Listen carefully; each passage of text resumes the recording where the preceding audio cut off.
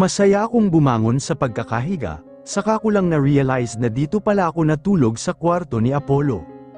Pinagmasdan ko ang mukha nito, naalala ko ang mga sinabi niya kagabi. Kailangan kita, dahil mahal kita. Sa sobrang saya ko parang gusto ko siyang gisingin para paulitin yung mga sinabi niya kagabi, kaso, ayaw ko namang istorbohin siya dahil ang sarap ng tulog niya eh. Ngayon, parang gusto kong huwag nang umalis dito sa tabi niya, at hintayin na lang ang paggising niya pero naisip ko na dapat ko siyang paghandaan ng almusal, tutulungan ko na lang si Aling Rosa. Binigyan ko ito ng mabilis na halik sa noo at tuluyan ng bumaba. Naabutan ko si Aling Rosa na aligaga sa paghahanda ng almusal. Oh, Aling Rosa, bakit parang natataranta ka? Namumitla itong tumingin sa akin, kasi ma'am. Kita sa mga mata nito ang pag-aalala, hindi rin ito mapakali at pinagpapawisan pa. Bakit ho, may nangyari po ba? Kasi ma'am, yung anak ko nasa ospital, hindi ko ho alam kung anong gagawin ko. Natigilan ako sa sinabi niya. Kaya pala hindi siya mapakali ay labis itong nag-aalala sa anak niya. Napahawak ako sa aking tiyan, marahil ay ganito rin ang mararamdaman ko kung nasa sitwasyon ako ni Aling Rosa. Ganoon po ba? Pwede naman po kayong umuwi. Kaso ma'am, wala pa akong pamasahe. Naubos na po yung sinahod ko nung nakaraan, naipadala ko na ho lahat. Ako na ho ang bahala. Napatingin kami sa hagdan, naroon si Apollo at halatang bagong gising. Oh, Apollo, kanina ka pa. Oo, narinig ko lahat ng sinabi ni Aling Rosa, kailangan niyo ho ba ng pera? Hindi na po ako mahihiya, pagtatrabahuhan ko po kung may ibibigay ho kayo. Tumango-tango si Apollo at may kinuha sa wallet niya. Pagkway dumukot ng higit sa 10,000 at iniabot ito kay Aling Rosa. Sir, ang laki ho niyan, no worries, basta bumalik ka po dito, kahit hindi niyo na po bayaran yan. I like your service, so take this. Para namang nabuhayan ng loob si Aling Rosa, masaya ako nitong niyakap, nabigla naman si Apollo nang bigla rin siyang yakapin nito. Okay, I think you should pack your things now, puntahan niyo na ang anak niyo. Salamat po talaga, ma'am, sir, pagpalain po kayo, at tuluyan na itong tumakbo papuntang kwarto. Ako naman ay masayang nakangiti kay Apollo. May side talaga siyang mabait, kaya yung mga ginawa niya sa akin dati, sa tingin ko dapat nang kalimutan, sa tingin ko, nung mga panahon na yun, yung mga ginagawa niya sa akin ay masyado lang siyang na-depressed, biglaan ba naman akong dumating sa buhay niya, di ba? Alam kong gwapo ako, aga-aga, ginagawa mong almusal, biro ni Apollo with matching ngisi pa. Naku, ikaw nga ang aga-aga, ang hangin, yabang.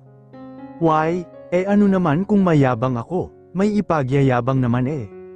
Tinapunan ko ito ng masamang tingin, pero pa-sweet na tingin, saka ako naglakad papuntang kalan dahil alam kong wala pang naluluto si Aling Rosa dahil sa sobrang pagmamadali, di bale, kaya ko naman eh. Itlog at bacon lang ang nailuto ko, yun lang naman ang nasa ref dahil hindi pa naman kami nakakapag-grocery, nang isinalang ko na ang itlog ay may naramdaman akong mga palad sa aking baywang. Napapitlag ako nang tuluyan itong sakupin ang tiyan ko. Apollo, sige na, ipagpatuloy mo na yan, just let me do this for a while, lambing nito. Kahit medyo naiilang, hinayaan ko na lang siya na gawin yun, besides, gusto ko rin naman eh. Ang sarap sa pakiramdam nito, matapos kong marinig yung mga sinabi niya kagabi, napakasaya ko, Yung iparamdam pa kaya niya, di ba? Ano pa ba ang dapat kong maramdaman? Siguro ang kulang na lang ay ang paglabas ng anghel sa aking sinapupunan.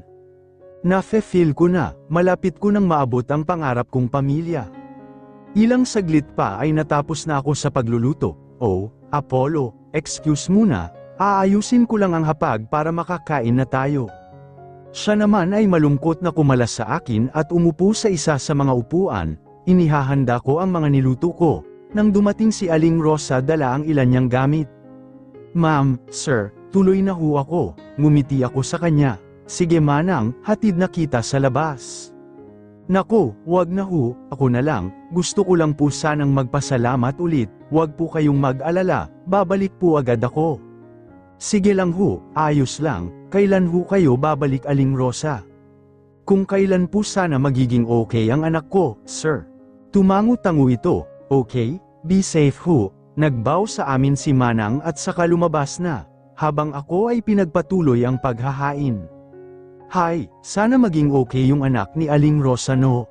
Sa kalooban ng Diyos, napapout na lang ako at tumango, pagkway naupo na rin ako sa katapat niyang upuan. 1 week nga pala akong magli-leave sa work, sabi ni Apollo sabay higop ng kape. Ha, bakit? May problema ba? No, I just want to keep you safe. Napakunot ako ng noo. Safe? Bakit? Ha, magli-leave para ano? Wala si Aling Rosa. Wala kang kasama dito, para kung bigla na lang lumabas ang anak natin. Ha? Tama ba ang pagkakarinig ko? Anak natin, hindi lang anak ko? Hey, sabay pitik ng mga daliri nito sa aking harapan dahilan para mabalik ako sa wisyo. Namumula ko itong tiningnan sa mga mata, halos mangilid na rin ang mga luha ko sa narinig. Inangkin niya ang bata, sinabi niyang anak niya ito, oh God. Ilang sorpresa pa ang mararanasan ko sa buong araw? Natanggap mo na ang anak ko, ilang saglit na katahimikan, kinabahan ako, baka kasi, nagkamali lang siya sa pagbigkas kanina, baka hindi pa rin niya tanggap ang anak ko.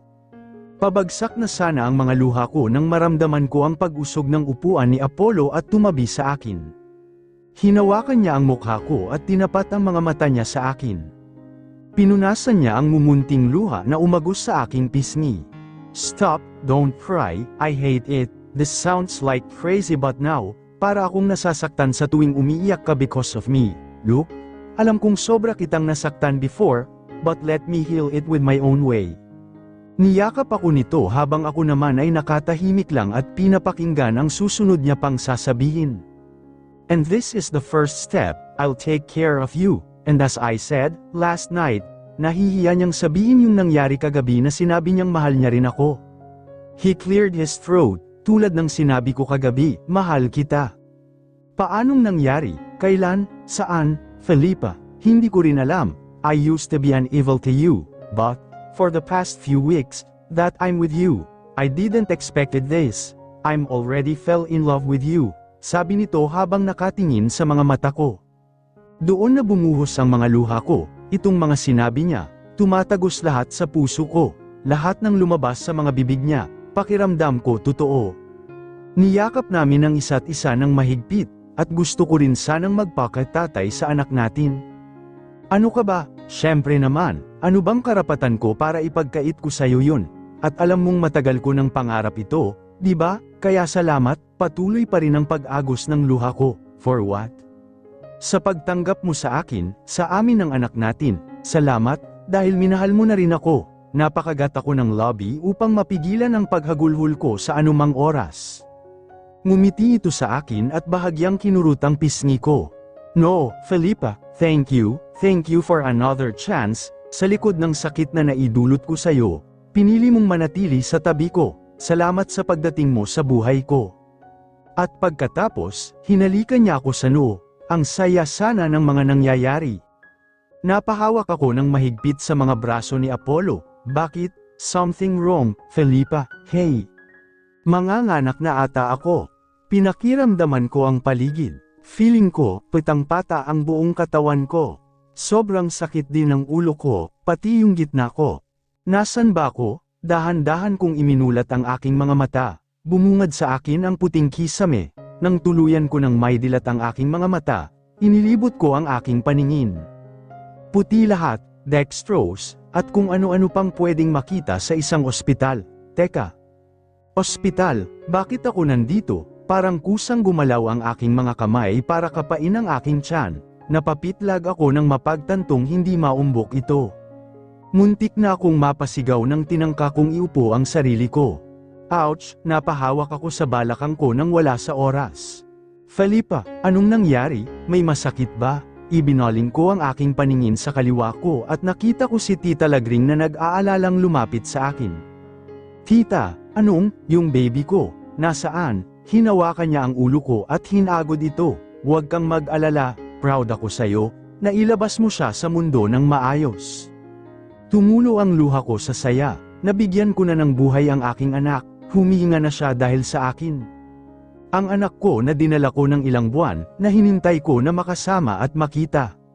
Ang pangarap kong pamilya, nakamit ko na, tita, yung anak ko, nasaan siya, gusto ko siyang makita, hindi ko maitago ang excitement ko.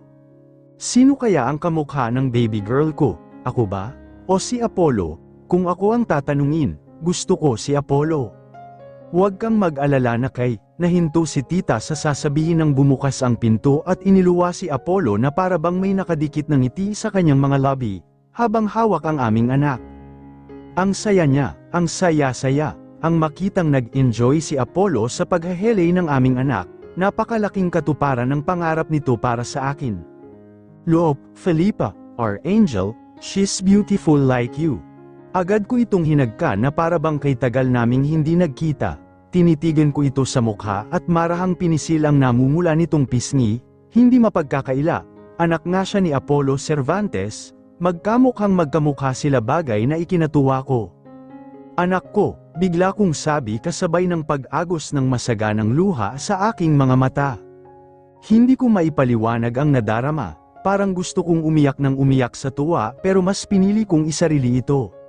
Nabalik ako sa sarili nang may naramdaman akong halik sa aking noo, na gawa pala ni Apollo. Apollo, ang anak natin, I know, our dog there, and thank you for giving her birth. I'm so happy, sabi nito sabay yakap sa akin, sa amin. Teka, ano ang ipapangalan natin sa kanya? Ngumiti lang ito ng malawak at muli akong hinalikan sa noo. Gusto ko siyang pangalanan, Audrey, napangiti ako sa kanya. Audrey, bakit? Para sunod sa pangalan mo. Pwede rin, ang ganda ng pangalan na ibinigay mo, Audrey. Pero mas maganda ang ibinigay mo sa akin, isang pamilya. At hinalikan niya akong muli, pero hindi na sa noo. Hinalikan niya ako ng marahan sa aking mga labi, puno ng pagmamahal, puno ng pag-iingat. Nang magkahiwalay kami ay hindi namin mapigilan ang paghagakak. Mahal kita, Apollo, ewan ko ba, ang lakas ng loob kong sabihin ito sa kanya.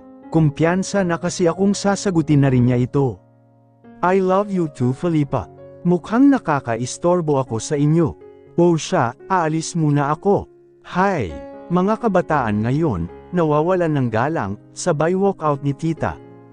Nahihiya tuloy ako sa pinaggagawa namin ni Apollo. Pero ayos lang, sobrang saya ko nga, sana, hindi na ito magbago. Dahil gusto kong masanay sa ligayang nararanasan ko ngayon. Oh, Apollo, tanghali na ah, di ka ba papasok? Paano kasi? Halos di na matinag sa pakikipaglaro kay baby Audrey, nawiwili. Nanggigil itong hinalik-halikan ang baby namin, feeling ko mamimiss ko siya ayaw kong pumasok, dito lang ako, di ba baby, you want daddy to be with you ha? At sinayaw-sayaw niya ito. Napailing na lang ako at lumapit sa kanya. Apollo, baby, call me baby, seryoso nitong sabi. Napatunga nga ako sa sinabi niya. Ano daw, baby? Tawagin ko siyang baby, yung pangarap ko na itawag sa kanya. Akala ko ako lang ang corny, mas corny pa pala yun pag nanggaling mismo sa lalaki. Oh, bakit ka tumatawa? Look, baby, your mommy is crazy. Ikaw kasi ikaw, tawagin kong baby?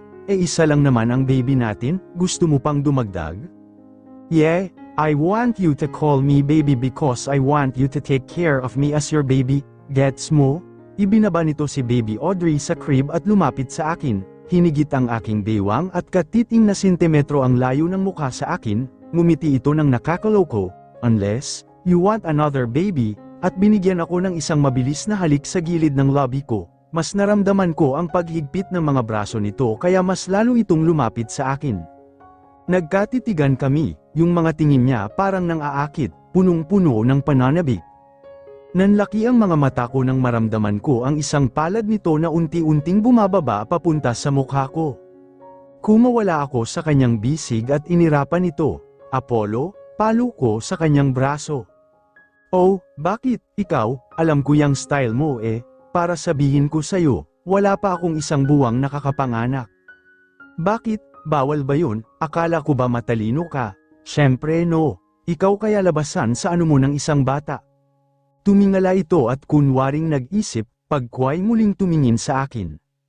Napataas ang kilay nito, stop kidding me, as if namang mapipigilan mo, di ba? Sa sobrang attractive at sa hotness ko, baka mamaya, ikaw mismo ang sumunggab sa akin.